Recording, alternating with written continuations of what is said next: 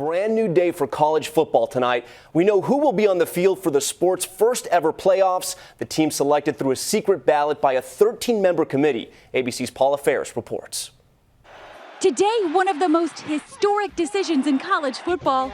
Sitting at number 1, Alabama holds its spot. But already one of the more controversial. I think they have taken a severe credibility hit today. Fans and pundits sounding off online. This as the selection committee chose 4 teams to compete for the national championship in the first ever college football playoff.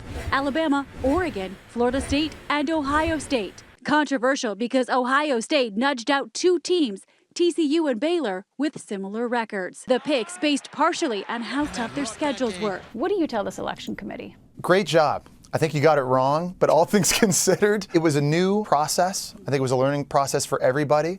This is uncharted waters. The NCAA scrapping over 100 years of tradition for this inaugural playoff system, letting this selection committee, including Condoleezza Rice, choose those final 4 teams, tonight defending their picks. Ohio State earned that 4th spot.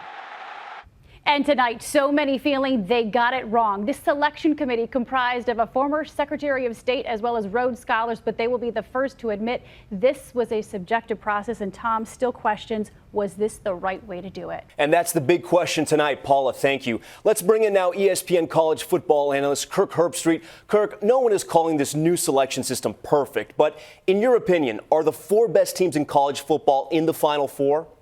Yeah, I really think they got it right. There was some question going into the final weekend whether it would be Ohio State, TCU, or Baylor. Ohio State had an emphatic win against Wisconsin in the Big Ten championship game with a new quarterback, and I think that's what got them over the hump and ended up getting them above both TCU and Baylor. So you got the best 4 teams in the country at the end of the year. And when it's all said and done, we will have a clear winner. Will this settle the arguments in living rooms and sports bars across the country?